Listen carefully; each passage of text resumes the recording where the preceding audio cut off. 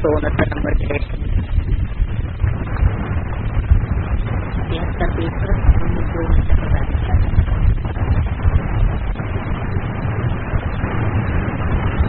20 of tower और सुख का टावर। सभी का टावर होता है। शांति का टावर है मूल वतन, जहाँ हम आत्माएं रहती हैं। उनको कहेंगे टावर ऑफ साइलेंस। फिर सतयुग में है टावर ऑफ सुख, tower of peace prosperity. Silence का टावर है आत्माओं का घर मुक्तिधाम। ऐसे और कोई मुख से कहेंगे नहीं कि हम आत्माओं का घर मुक्तिधाम में है। ये सभी बातें बात ही समझाते हैं। टीचर हो तो ऐसा हो, वो है टावर ऑफ नॉलेज। तुम टावर में ले जाते हो, शांतिधाम सुखधाम है टावर, और ये दुनिया फिर है टावर ऑफ दुखधाम।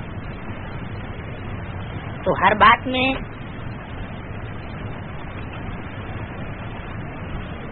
समझना होता है। पवित्रता सुख शांति का वर्षा तुम इस समय पाते हो। बलिहारी इस पुरुषोत्तम संगम युग की है जो तुम वर्षा पाते हो। इनको कोई कल्याणकारी कहा जाता है। कलयुग के बाद होता है सतयुग, वो सुख का टावर और वो शांति का टावर। इस दुनिया में तो अथाह दुख है और सभी दुख आकर के इकट्ठे हुए। कहते हैं ना, दुख के पहाड़ गिरते हैं। जब आंसू की गाड़ी होती है तो ऐसे दुख के पहाड़ गिरते। बाप ने समझाया है टाइम बाकी कितना है। 8-9 वर्ष की टाइम जाती है। किस बात में? कौन से कल में बोला 8-9 वर्ष टाइम जाती? 69 में 8-9 वर्ष बोला। तो कब होता है पूरा? 77 में। वो भी टाइम जाती बताइए। अब उस टाइम पर कौन से दुख के पहाड़ गिरते हैं? ब्रह्मा बाबा के ऊपर दुख के पहाड़ गिरे हैं?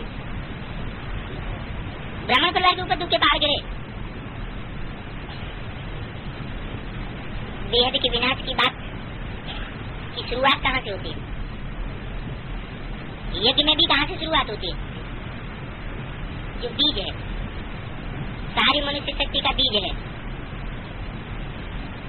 उस बीज के लिए ही पहले दुनिया खलास होती है। आप हुए, मर गई दुनिया। तो बताया 8-9 वर्ष भी टाइम जाती है। बच्चों को याद की यात्रा में रहने में टाइम जाती ही लगता है। बहुत है जो पूरा समझते भी नहीं है।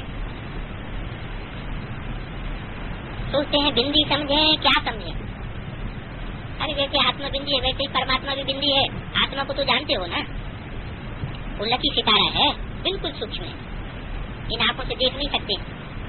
तो बाप बैठ समझाते हैं tower of Shanti, tower of सुख, टावर ऑफ पवित्रता। ये होती है नई दुनिया। बाप ही आकर के पुराने स्वभाव को, कैरेक्टर को सुधार करके नई दुनिया का मालिक बनाते हैं। मनुष्य इन बातों को नहीं जानते। बल गाते हैं, वेद शास्त्र आदि पढ़ते हैं, परंतु समझते कुछ भी नहीं। सीढ़ी और ही नीचे उतरते चले आते हैं। बल अपन को शास्त्रों की अथॉरिटी समझते हैं, परंतु उनको नीचे तो उतरना ही। आत्मा पहले सभी की सत्व प्रदान होती है, फिर आस्ते आस्ते बैटरी खलास होती जाती है। इस समय तो सभी की बैटरी खलास हो गई। अभी फिर से बैटरी चार्ज होती है। बाप कहते हैं मन मना भव, बाप है सर्वशक्तिवान। उनको याद करने से तुम्हारे जो विकर्म है वो सब कट जाएगी और फिर बैटरी भी चार्ज हो जाएगी। तुम अभी फील करते हो कि हमारी बैटरी भर रही है। कोई की भी नहीं भरती है सिवाय तुम्हारी। सुधारने की बदली और ही बिगड़ पड़ते। करते हैं बाबा हमें बिगाड़ में कब नहीं जाएंगे, 21 जन्मों का वर्षा जरूर लेंगे, फिर भी गिर पड़ते हैं। स्त्री का मुंह देखने से ही अकल चट हो जाता है। बाप समझाते हैं ये काम महाशत्रु है, एक दो को देखने से ही काम की आग लग जाती है। तो क्या करना चाहिए है? वो एक दूसरे को देखने की प्रैक्टिस करनी चाहिए इन आंखों से है? ये आंखें सबसे जाती धोखा देती है। बाबा पादरियों का मिसाल देते हैं। पादरी जाते हैं सैर करने के लिए तो इधर उधर देखते भी नहीं है, साइलेंस में जाते हैं। ये मिसाल क्यों दी है? कि जितना हम अपनी इंद्रियों को कंट्रोल में करेंगे उतना कंट्रोल हो जाएंगे। जबकि मालूम है कि देखने से ही काम की आग लगती है, तो कंट्रोल करना चाहिए ना। तुम काम चिता पर बैठ कितने सांवरे बन गए, अभी फिर गोरा बनाते हैं। मनुष्य फिर ऐसे बाप के लिए कह देते हैं वो सर्वव्यापी है, जो आकर हमको गोरा बनाते हैं। कितनी ग्लानि करते हैं, यदा यदा ही धर्म से, इसका अर्थ भी नहीं समझते कि जब जब धर्म की ग्लानि होती है तब तब मैं आता हूँ। किस समय की बात है? धर्म की ग्लानि कब होती है? जरूर संगम युग पर ही धर्म की ग्लानि होती है कि जब बाप आते हैं तो भी बुद्धि में ये बात बैठती नहीं कि बाप सर्वव्यापी है या एक व्यापी है। ऐसे ही कंठ कर लेते हैं कि परमात्मा सर्वव्यापी नहीं है, लेकिन उसका अर्थ नहीं समझते। बहुत सीखते हैं, वास्तव में ये कोई सत्य की भाषा नहीं है, ये तो शंकराचार्य सन्यासियों आदि की भाषा है। अब तुमको बाप बैठ समझाते हैं तो पढ़ाई से तुम्हारी बुद्धि खुलती है। अब तुमको पता पड़ा है ये वैरायटी मनुष्यों का झाड़ है, इनको उल्टा झाड़ कहा जाता है। कितने वैरायटी धर्म आते, 500 करोड़ मनुष्य आत्माओं को अविनाशी पाठ मिला हुआ, दो का भी एक जैसा पाठ नहीं हो सकता। कितनी ढेर आत्माएं हैं, कैसी उपस्थिति आती हैं, अपना अपना पाठ बजाती हैं ड्रामा में, सभी बांधे हुए पाठ बजाते बजाते नीचे उतरते कल आकर के पूरा हुआ। हम अब फिर ऊपर जाते, नीचे उतरने से सारा कल्प लग जाता है। ये समय भी अब तुम बच्चों को मिला है, ऊपर से आत्माएं नंबरवार आती हैं, ऐड होती जाती हैं। इस खेल में तुम सभी पार्टदारी हो। मुख्य क्रिएटर, डायरेक्टर और एक्टर तो होते हैं ना, इसमें मुख्य तो है शिव बाबा। क्या है मुख्य? शिव बाबा मुख्य क्या है? ड्रामा क्रिएट करने वाला है, क्रिएटर कहें, डायरेक्टर डायरेक्शन देने वाला। पर्दे के पीछे से डायरेक्शन दिया जाता है। डायरेक्टर देखने में नहीं आता, देखने में कौन आता है? एक्टर्स देखने में आते हैं। तो मुख्य है शिव बाबा, फिर एक्टर्स हैं ब्रह्मा विष्णु शंकर। ये पार्ट कहाँ बजाते हैं ब्रह्मा विष्णु शंकर जो एक्टर है? सूक्ष्म वतन में। सूक्ष्म वतन में थोड़ी एक्ट होती है, पार्ट तो साकार सृष्टि पर ही बजाया जाता है। भक्ति मार्ग में भी भले शिव का चित्र बनाया है, परंतु अर्थ का कुछ भी पता नहीं। विष्णु चतुर्भुज कौन है, कब हुआ, कुछ भी पता नहीं। लाखों वर्ष कह देते हैं। अभी बाप आकर के सारी नॉलेज देते हैं, सचिव में ये ज्ञान नहीं होगा। जैसे यहाँ कारोबार चलती है वैसे वहाँ भी फिर पवित्रता सुख शांति की राजधानी चलती है। बाप भी वंडरफुल है, इतनी छोटी सी बिंदी है। तुम्हारी आत्मा है वैसे इनकी भी आत्मा है। तुम्हारी आत्मा बाप से ज्ञान ले रही है, तो बाबा फिर कोई बड़ा थोड़ा ही होगा, वो भी बिंदी है। तुम्हारी आत्मा जो बिंदी है उनमें सारा ज्ञान धारण हो रहा है। तो ये ज्ञान बाप कल्प के बाद ही देंगे। उनकी आत्मा में ये सारा पार्ट भरा हुआ है। कोई बहुत वंडरफुल बात होती है तो उनको कुदरत कहा जाता है। अब कुदरत का अर्थ क्या है? कह देते हैं कुदरत। इस अनाज ड्रामा के पार्ट से एक भी नहीं छूट सकता, सभी को पार्ट बजाना है। तो ये है सब वंडरफुल बात।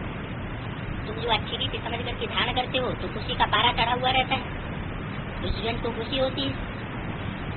इतनी बड़ी स्कॉलरशिप मिलती है तो पुरुषार्थ भी पूरा करना चाहिए। आप समान बनाना है, टीचर से टीचर बनना है, ऐसे नहीं तो गुरु भी बनना है। सभी को बाप भी बनना है, ऐसे भी नहीं। क्या बनना है? टीचर से टीचर बनना है। ऐसे नहीं कि बाप भी बनना है और गुरु भी बनना है। तुम सिर्फ टीचर्स बनते हो, राजू सिखलाते हो, तुम फिर चले जाओगे उस पार। ये भी और कोई जानते नहीं है, न सदगति दे सकते हैं। सर्व का सदस्य जाता तो एक ही बात है, सर्व का लिबरेटर गाइड भी वही है, और गाइड भी अभी बनता है। अभी माना कब? अभी संगम युग पर ही गाइड बनता है प्रैक्टिकल में ले जाने के लिए। कहाँ ले जाता है? कहाँ का गाइड है? तो धाम और शांति धाम का गाइड है। जब तुम वहाँ से आते हो तो गाइड नहीं बनता है, घर से आते हो फिर घर को ही भूल जाते हो, इसलिए बाप गाइड बन करके ले जाते हैं। अभी तुम सभी गाइड बन करके रास्ता बताते हो तो अशरीरी फल। तुम्हारा नाम पांडव सेना भी है, यहाँ तो सही जा रही हो। जब अकेले प्रदत्त हो तो सेना नहीं कहेंगे, शरीर के साथ हो तो तुम सेना हो, तुम माया पर जीत पाते हो तो तुम सेना हो। इन्होंने शास्त्रों में लड़ाई आदि की बातें लिख दी। जैसे बाप समझाते हैं तुम सभी द्रौपदी दुर्योधन दुशासन हो, क्योंकि नगन तो सभी होते हैं ना।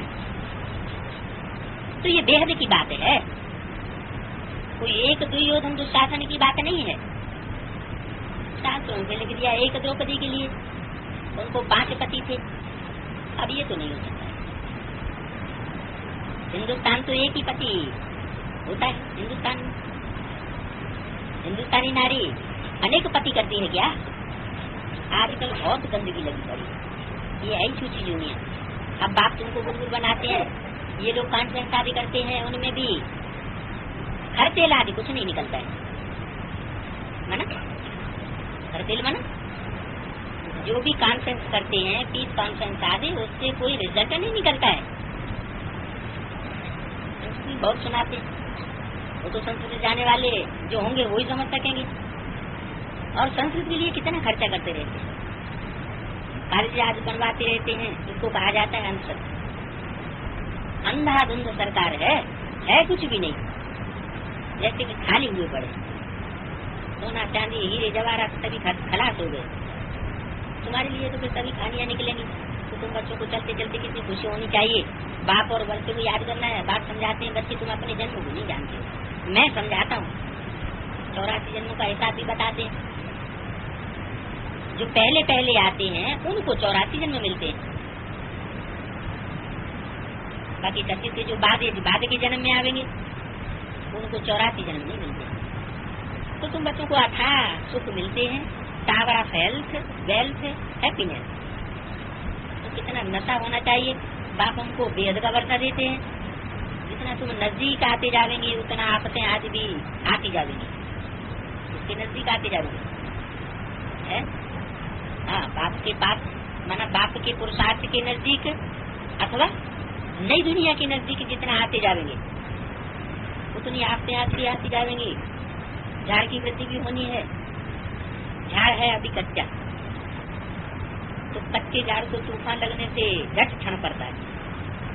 ये भी होना है। तुम्हारी अहम ऑब्जेक्ट का चित्र सामने है, तुम और कोई चित्र नहीं रख सकते हो। भक्ति मार्ग में तो तन्मुख ढेर चित्र रख देते, तो वो बेविचारी मार्ग हो गया। ज्यादा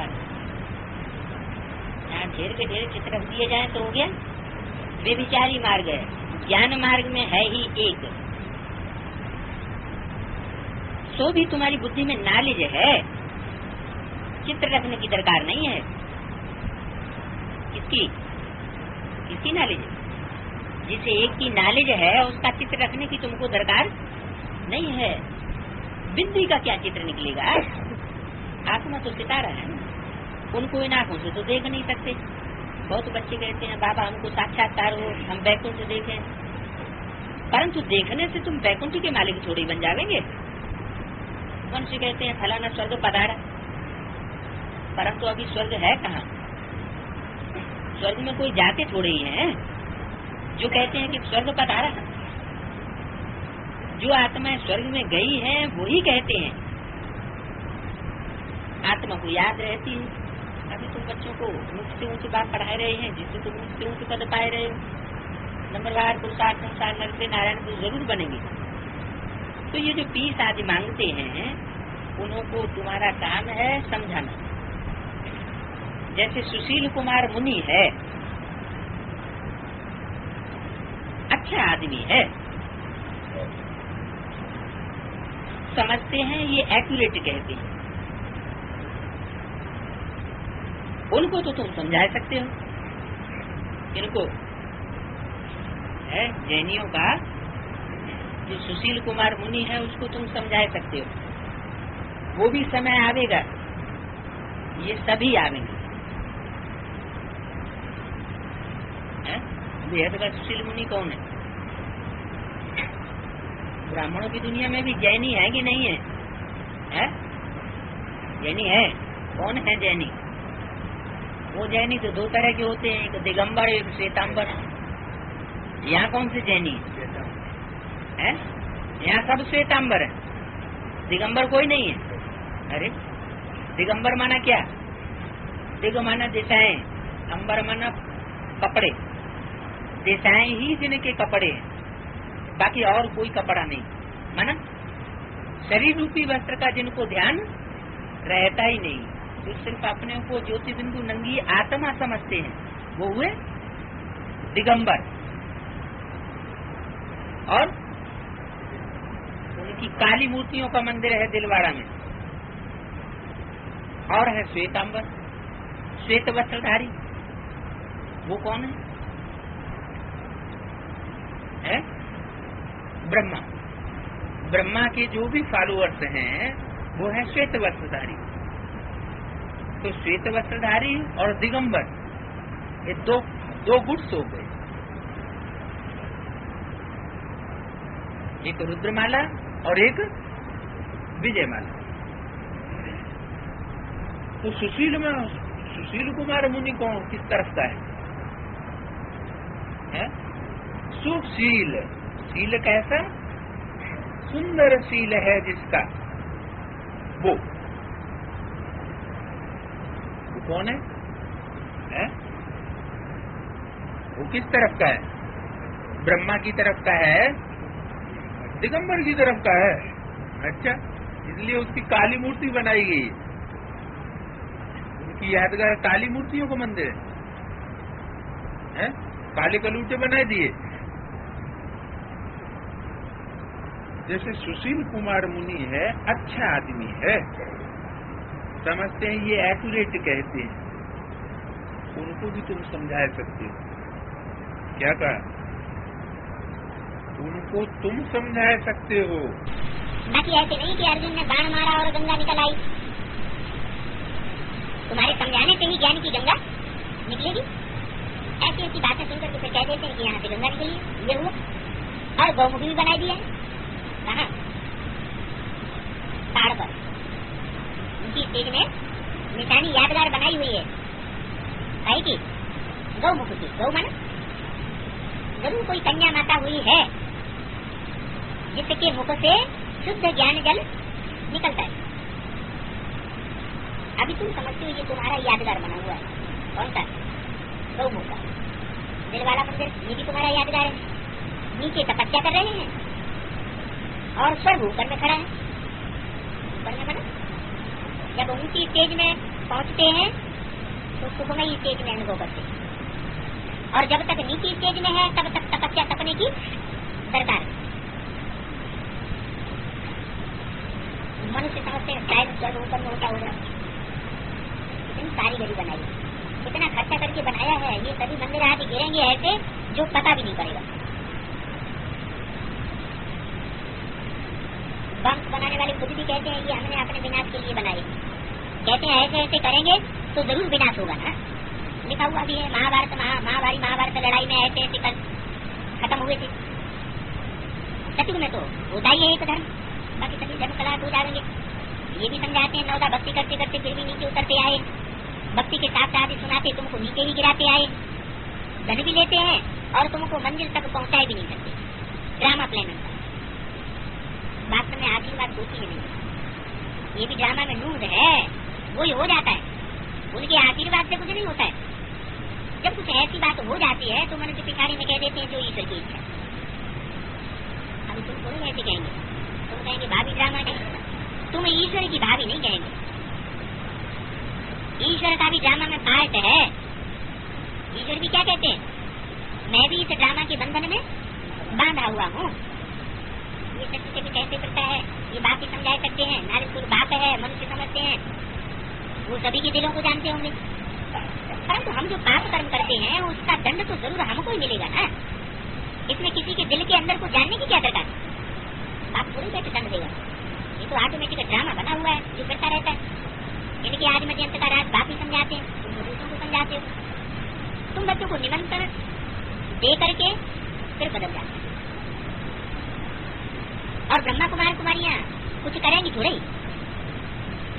अरे एक बार ब्रह्मा कुमारियों का जो सुना तो सुनो ना, ब्रह्मा कुमारियां कोई मारेंगी थोड़े ही तुमको। समझते हैं ये अपना राज्य स्थापन कर रही है, इनका राज्य स्थापन होगा तो हमारा तो प्रगति पलटा हो जाएगा। कौन समझते हैं? और साधु सन्यासी कहते भी हैं ये ब्रह्मा कुमारियां विश्व का विनाश करने वाली है। कौन से विश्व का पहले विनाश होगा? पहले तो ब्राह्मणों की दुनिया में होता है सूक्ष्म विनाश। तो वहां भी ये जरूर कहने वाले ऐसे साधु सन्यासी होंगे कि यह ब्रह्मा कुमारियां विश्व का, ब्राह्मणों के विश्व का विनाश करने वाली है। विनाश तो होना ही है। तुम जैसे बाबा के साथ आए हो, तुमको वंडर लगता है ये क्या क्या करते रहते हैं। भक्ति मार्ग में जैसे गुड़ियों का खेल होता है ना, क्या होता है गुड़ियों का खेल? पहले गुड़ियों को सजाते हैं, बड़े अच्छे तरीके से उनका पोषण करते हैं, अपने बाल बच्चों को बीज दही नहीं देंगे और गुड़ियों को पहले जाके अर्पण करते हैं। धन धन धाम छोड़ परिवार सब लगाए देते हैं गुड़ियों की सेवा में। तो पहले तो इतनी सेवा करते हैं और फिर बाद में जाकर के सागर में डुबो है। कहाँ की बात है? यहाँ संगम की बात है। ज्ञान सागर बाप जब प्रत्यक्ष होता है तो उन्हें पता चलता है कि यहाँ देवी देवता कोई भी है नहीं। हम तो ऐसे ही हमें श्रद्धा पूर्वक इनको देवी मानते चले आए। तो ये गुड़ियों का खेल है। इतने मंदिर आदि बनाए खर्चा करके फिर जाकर के समुद्र में डुबो देते। तो ये सभी नारी बाप बेट बच्चों को देते हैं। कौन सी नारी? इन सब बातों की भी शूटिंग कहाँ होती है? ब्राह्मणों के संबंध में। बाप कहते हैं तुम्हारी अवस्था ऐसी होनी चाहिए कि पिछाड़ी में कुछ भी याद नहीं, अपन को आत्मा समझ हम चले जाएं। इसको कहा जाता है कर्म की अवस्था। ये तुम्हारा है अद्वैत धर्म जो तुम फिर से स्थापन कर रहे हो। तुम जो भी कुछ करते हो वो नथिंग हो। पहले जो पार्ट बजाया है वो रिपीट कर रहे हो। अभी भी सभी को यही बताना है ऊंचे ऊंचे बाप को याद करो तो तुम यह बन जाओगे। ये तुम्हारा बैज कितना अच्छा है। तुम सेना हो, ये बैज सदैव लटका रहे। हाँ, कोई मांगे तो उनको ये बैज दे दो, तुमसे बहुत मांगेंगे। ये तो लाखों के अंदाज में चाहिए। कौन सा बैज? चमूची वाला बैज। अब लाखों के अंदाज में कौन सा बैज छप गया? ज्योति बिंदु। तुमसे बहुत मांगेंगे, लाखों के अंदाज में चाहिए। बाबा ब्रह्मा द्वारा हमको यह पढ़ाते हैं। बैज में क्या समझाना है? बाबा कौन? ब्रह्मा द्वारा हमको यह पढ़ाते हैं। क्या पढ़ाते हैं? यह विश्व की बादशाही कैसे लेनी है वो हमको पढ़ाते हैं। क्या पढ़ाते हैं? यह विश्व की बादशाही बैज में किस तरफ है? दूसरी तरफ लक्ष्मी नारायण का चित्र दिया हुआ, तो इशारा करना। यह पढ़ाते हैं, माना ये अभी बने नहीं है। अभी आने वाला जो टाइम है उसमें ये बनने वाले हैं। ब्रह्मा द्वारा हमको यह बनाते हैं। कौन कौन बनाते हैं? शिव बाबा। यह माना क्या बनाते हैं? यह बनाते हैं, माना लक्ष्मी नारायण जैसा बनाते हैं। ये विष्णु के दो रूप हैं। कौन? लक्ष्मी नारायण जो है वो विष्णु के दो रूप हैं। कौन से दो रूप? दो रूप है कि 8 रूप है? सत्य में कितने लक्ष्मी नारायण होंगे? 8 लक्ष्मी नारायण होंगे। तो दो रूप क्यों बताया? दो रूप है संपन्न रूप और बाकी सब है अधूरे स्वरूप। तो अधूरी पढ़ाई बाप थोड़ी पढ़ाने आया। बाप तो 16 कला संपूर्ण बनाने के लिए आया। तो जो बनाने के लिए आया है वही संपूर्ण लक्ष्य देता है। तो बताया ये लक्ष्मी नारायण विष्णु के दो रूप हैं। एक संगम की लक्ष्मी नारायण और दूसरे सत्य की लक्ष्मी नारायण। इन बातों को कोई भी विद्वान पंडित आदि नहीं जानते कि विष्णु के दो रूप कौन से हैं। वो तो दो रूप समझते हैं, एक स्त्री और एक पुरुष है। भुजाओं का आरती नहीं समझते। वो तो कह देंगे ये तो तुम्हारी कल्पना है। तुम समझाएंगे भी तो वो कह देंगे ये तो तुम्हारी अपनी कल्पना है। अब ये तो सब है समझने की बात है। विष्णु कोई चीज नहीं है, ये सभी साक्षात्कार मात्र है। अच्छा ब्रह्मा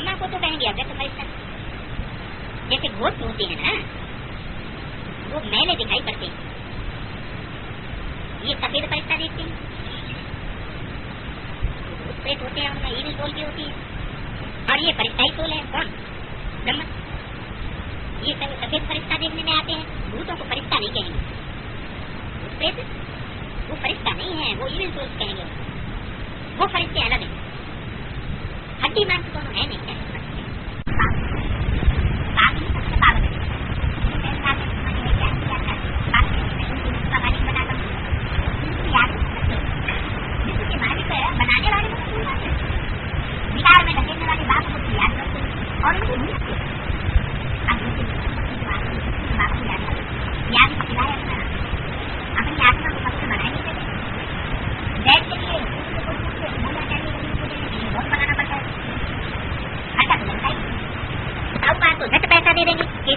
बहुत बनाओ, आगे चल कर ये कभी होगा क्या है?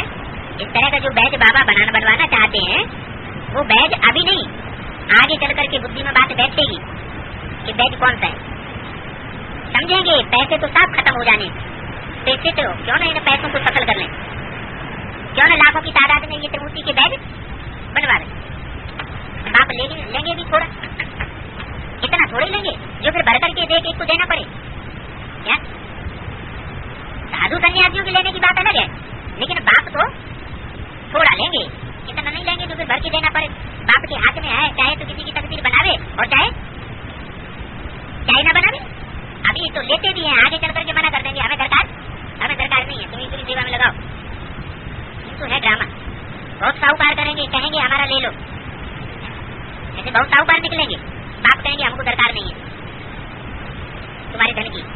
बाप तो गरीब निवाज है, गरीबों से पाई कौड़ी लेता है। सुदामा का चावल की चपटी का गायन है ना, रिटर्न में उनको बैल मिल गया। इनको सुदामा को सुदामा नाम क्यों पड़ा? सु माना सुंदर और दाम माना धन संपत्ति। सुंदर धन संपत्ति उसके पास कौन सी थी? ज्ञान की धन संपत्ति ऐसी सिद्धि है। इस ज्ञान की धन संपत्ति से उसने चावल के मानिंद दे अभिमान का छिलका उतारी हुई आत्माओं का 2 संगठन 2 मुट्ठी चावल बेच कर दिए। चूल्हा तो उठा लिया, तो माताएं क्या करती है? माताएं पोटली बांध करके चावल के लिए आती। अब बाप है गरीब निवाज, सुदामा का चावल मुट्ठी का गायन है ना, रिटर्न में उनको महल मिल गया। महल कौन सा मिला? महल माना संगठन का किला। जो माला बनती है, माला कहो या संगठन कहो, बात एक ही है। वो माला या संगठन का अधिकार उनको मिल जाता है। तो बाप रहम दिल हुआ है, गरीब वहाँ साहूकार बन जाते हैं। क्या जो आज की ब्राह्मणों की दुनिया के गरीब हैं, वो क्या बन जाते हैं? वो साहूकार बन जाते हैं। इस सीढ़ी में दिखाए गए हैं, धन धन धाम स्वर्ग परिवार की ममता से दूर पड़े हुए हैं, अकेले कांटों की सैया पर। उनको कोई पदमान मर्तबा नहीं मिलता है।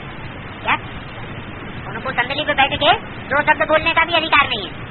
मेले मलाखड़े कॉन्फ्रेंस में भी उनको कोई हिस्सा मिलने का दरकार नहीं है। तो ऐसे जो गरीब हैं ब्राह्मणों की दुनिया के, जिनको कोई पूछता नहीं, बाप उनको साहूकार बना देते। और जो ब्राह्मणों की दुनिया में बड़े बड़े साहूकार ज्ञान धन के माने जाते हैं, बड़े बड़े प्रकांड विद्वान पंडित आचार्य समझे जाते हैं, वो सब क्या बन जाते हैं? वो सब गरीब बन जाते हैं। कब की बात? कितने साल की बात बताई मुरली ने? 8-9 साल के अंदर ऐसा। तो 8-9 साल का पूरे हुए 76-77 में ये टाइम पूरा हो जाता है। तो ये परिवर्तन भी होना शुरू हो जाता है। तो गरीब वहाँ साहूकार बनेंगे, साहूकार गरीब बन जाएंगे। ऐसा ड्रामा बना हुआ है। अच्छा, मीठे मीठे चिकिल रूहानी बच्चों को याद प्यार गुड मॉर्निंग, रूहानी बाप की रूहानी बच्चों।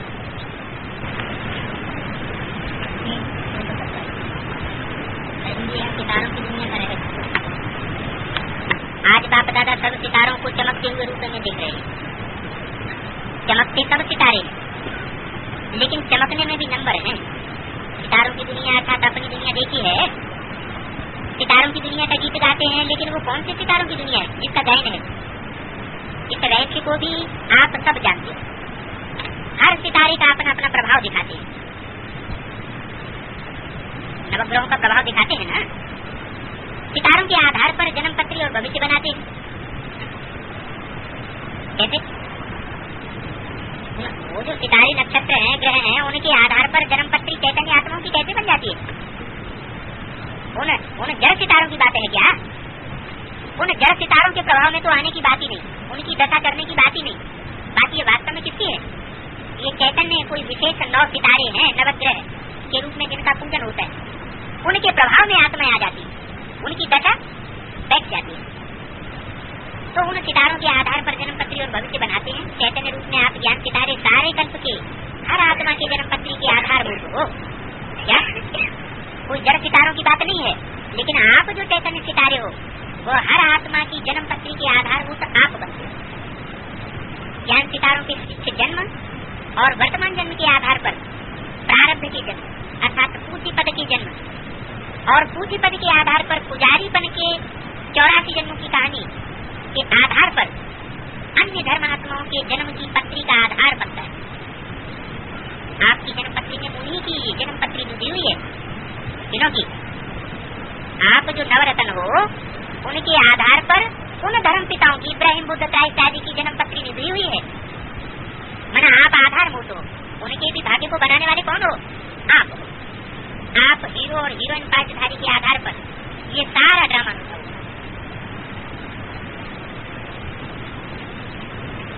क्या बताया?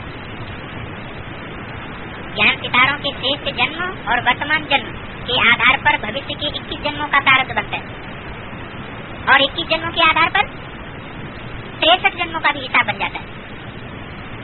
तो आप आत्माओं का पुजारीपन आरंभ होना और अन्य धर्म की आत्माओं की स्थापना होना, आप पूर्वज आत्माओं के आधार पर है ये छोटी छोटी बिरादरियां जो निकलती रहती हैं।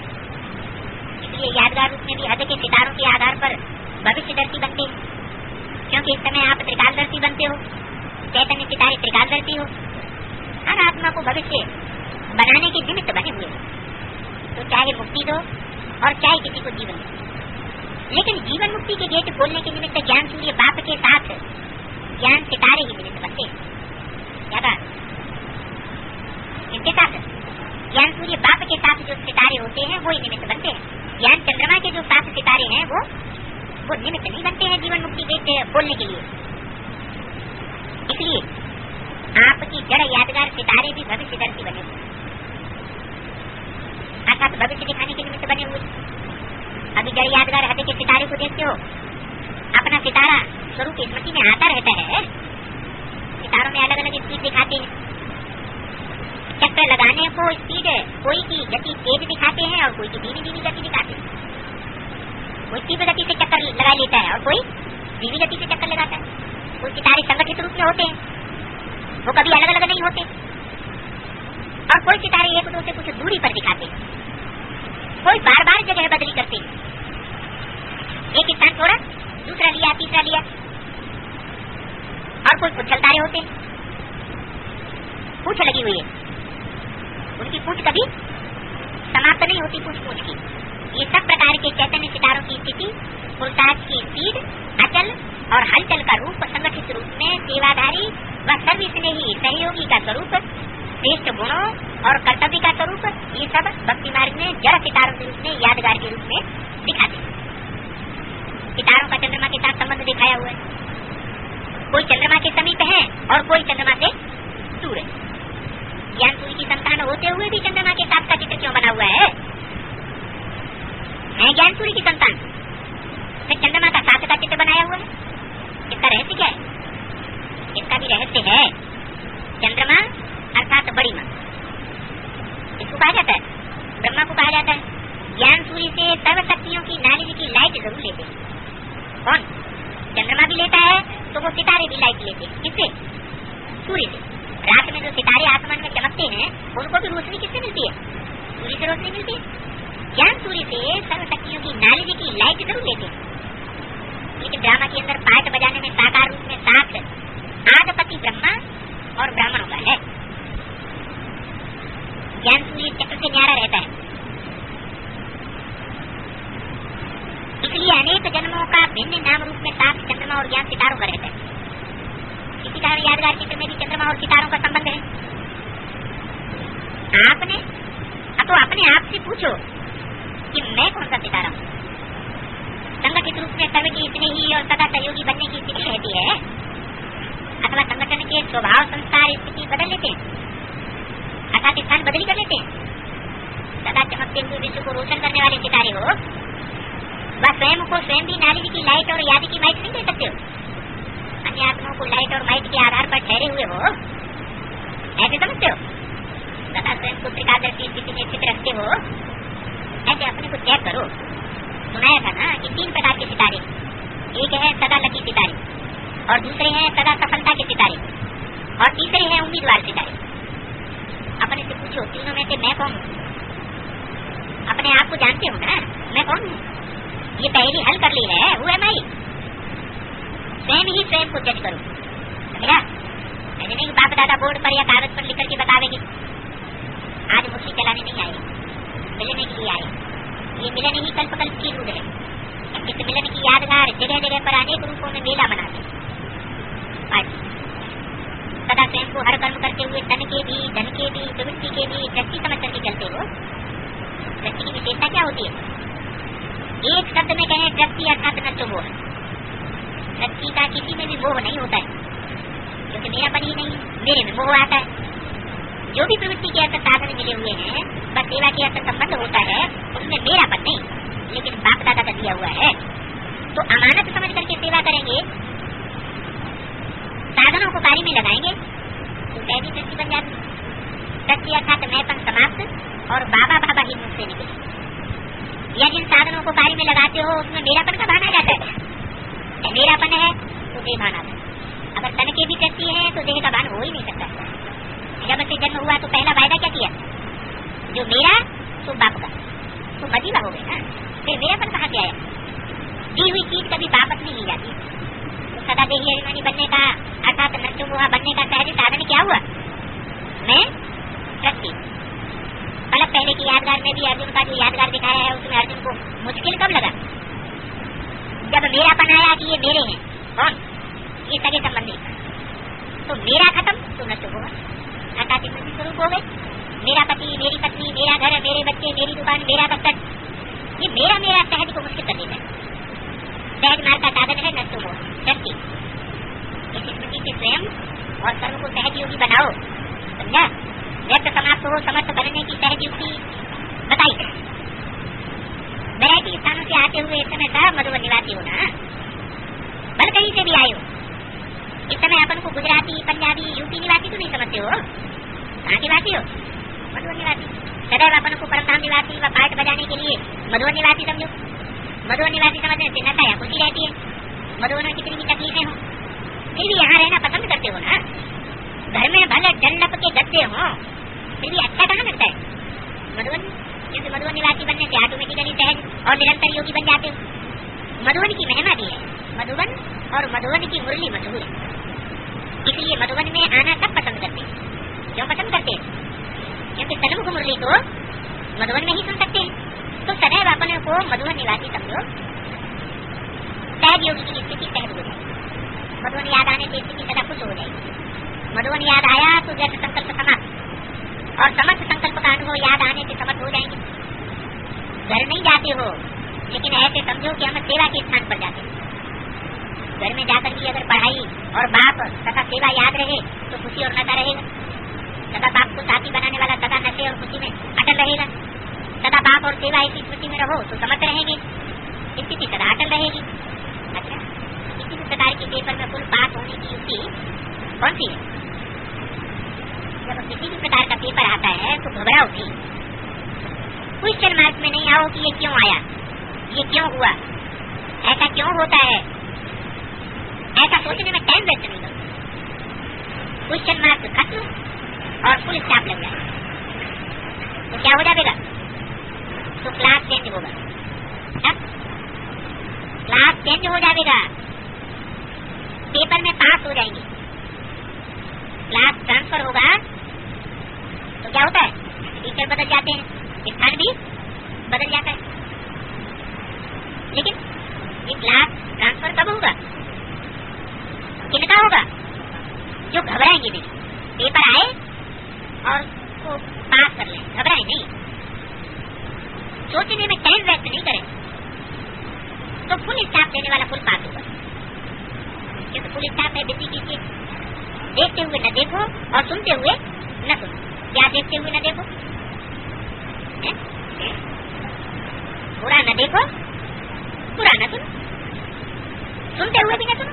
कोई सुनाता है, हमारा क्या जाता है, जो जैसा करेगा वैसा पाएगा। हम किसी की बात इस तरह की ऊपर नीचे की बातें क्यों सुने? बाप का सुनाया हुआ सुनो, मनुष्य आत्माओं का सुनाया हुआ न सुनो। पेपर तो आता है, कौन से पेपर की तरफ इशारा दिया है? कौन से पेपर की तरफ इशारा किया? 77 की बात है। ब्राह्मणों की दुनिया में जो 2 संगठन हो गए, तो जो छोटा संगठन उभरता है तेजी से, उसकी तरफ इशारा किया। उसको ये पैदा होगा कि जब ईश्वरीय ज्ञान है तो द्वैत क्यों पैदा हो गया? एक धर्म एक राज्य की स्थापना होने जा रही है, तो ये 2 मतें कहाँ से आ गई? तो उसमें घबराने की बात नहीं है, लेकिन गहराई में जाना चाहिए। तो इस प्रैक्टिस से कुल पास हो। कौन सी प्रैक्टिस है? कि फालतू बातों को देखते हुए न देखो, सुनते हुए न सुनो। जो बाप ने सुनाया है वही सुनो, बाप ने जो दिया है वही देखो। इस प्रैक्टिस से फुल पास हो जाते हैं। बाप ने क्या देखने के लिए दिया है? क्या देखने के लिए दिया है? आत्मा देखो। ये नहीं देखो कि ये शंकर है, ये शंकर कुमार कुमारी है, ये बुद्धि में नहीं आए। क्या है? आखिर है क्या है? आत्मा। पेपर में पास होने की निशानी है आगे बढ़ना, अर्थात चर्ची कला का अनुभव करें। अतीन्द्रिय सुख के धूले में झूलते रहेंगे, सर्व प्राप्ति का अनुभव ऑटोमेटिकली होता रहेगा। अच्छा, सदा बाप से मिलन मनाने वाले, संकल्प भूल और कर्म में सफलता के सितारे, सदा बाप को साथी बनाने वाले समीप सितारे, हर संकल्प से विश्व को लाइट और माइक देने वाले सदा चमकते हुए सितारों को बाप दादा का याद करो।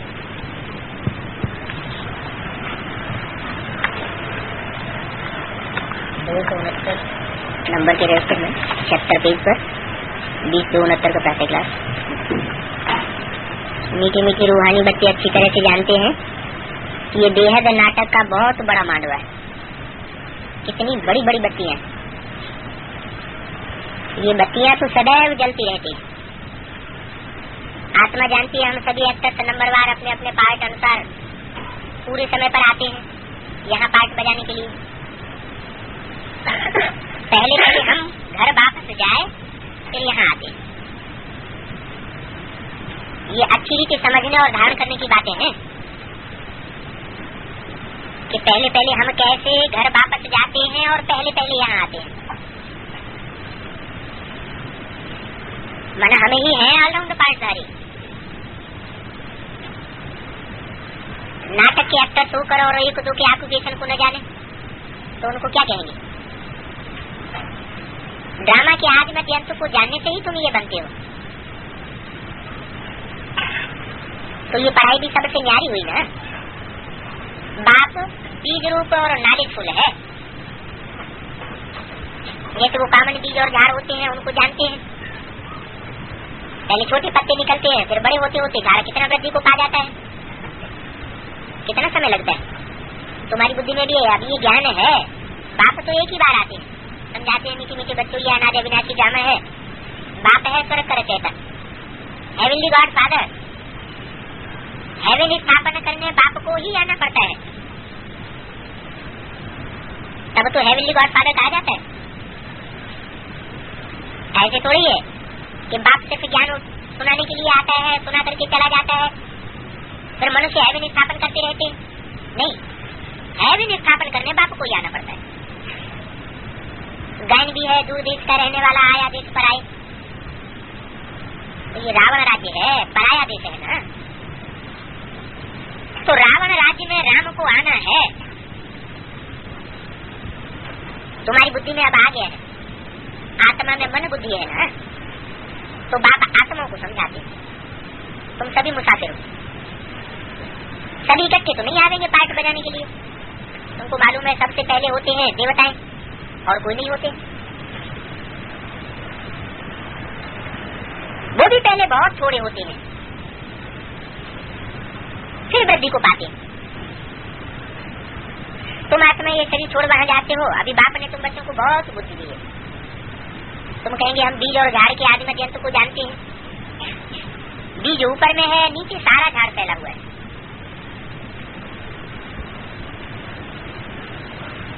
अभी झाड़ पूरा हो जर्जरीभूत हो गया, तुम बच्चे इनके आदिम जंतु को जान गए। आदि ऋषियों मुनियों से पूछते थे कि रचयिता और रचना के आदिम जंतु को जानते हो, तो वो नीति नीति कर देते, अर्थात हम नहीं जानते, उसका अंत हमको नहीं है। तो जबकि प्राचीन ऋषि मुनि भी नहीं जानते थे, तो फिर परंपरा से कोई चीज कैसे हो सकती है? तो ये सभी बातें अच्छी रीति धारण करनी है, भूलना नहीं है। पढ़ाई तो पढ़नी है, पढ़ाई और योग के बल से ही तुम पद पाते हो। पवित्र भी जरूर बनना है, लेकिन सिवाय बाप के और कोई पवित्र बना नहीं सकता है। ऐसे नहीं कि मनुष्य गुरु भगवान से सुन लेते हैं और फिर वो बैठ करके मनुष्य शक्ति को पवित्र बनाते हैं। नहीं, सिवाय बाप के और कोई पवित्र मनुष्य शक्ति को नहीं बना सकता। मनुष्य विनाशी धन दान करते तो राजा कुल में अथवा अच्छे कुल में जन्म लेते हैं। तुम बच्चों को तो बहुत बड़े घर में जन्म मिलता है। नई शक्ति बहुत छोटी होती है। सतयुग में देवताओं का जैसे एक छोटा सा गांव है, था शुरू में। बंबई भी पहले कितनी छोटी थी। सतयुग के गांव की बंबई से तुलना क्यों की है? सतयुग है जो शुरुआत में पहले छोटा सा एक गांव होता है, उसकी तुलना बंबई माया की नगरी से क्यों कर दी है? क्योंकि माया की नगरी की एक साथ तैयार नहीं होती, एकदम बड़ी नहीं हो जाती। माया का भी परछाया धीरे धीरे बढ़ता है। माया भी सत्व प्रधान सत्व रजो तमो होती है। जब तमो होती है तो विस्तार बहुत हो जाता है, और जब सत्व होती है तो छोटा रूप होता है। तो बंबई भी पहले कितनी छोटी थी, अभी तो देखो क्या बन गई है। वृद्धि को पाते रहते हैं। आप यहाँ आकर के अपना अपना पार्ट बजाती रहती है। सभी मुसाफिर है। बाप एक ही बार का मुसाफिर है, हो तुम भी एक ही बार के मुसाफिर, परंतु तुम इस सृष्टि पर पुनर्जन्म लेते रहते। मैं पुनर्जन्म नहीं लेता हूँ। तुम एक बार आते हो, फिर पुनर्जन्म लेते लेते पार्ट बजाते रहते। अभी तुम अमर लोक में जाने के लिए अमर कथा सुनते हो, जिससे तुम 21 जन्मों के लिए ऊंचे पद पाते हो। इससे अमर कथा 21 पीढ़ी कहते हैं ना, यानी बूढ़ा हो फिर दूसरा शरीर लेवे, वो आप ही है। अकाली मौत तो वहां होती ही नहीं है, वो है ही अमर लोक। वहां कार नहीं खा सकता, अचानक मृत्यु वहां होती नहीं है। तुम एक शरीर छोड़ दूसरा नया लेते हो, दुख की बात नहीं रहती। जब खाल बदलता है तो उनको कुछ होता होगा क्या? कोई परेशानी होती होगी क्या? और ही खुशी होगी। अभी तुमको आत्मा का भी ज्ञान मिलता है, आत्मा ही सभी कुछ करती है।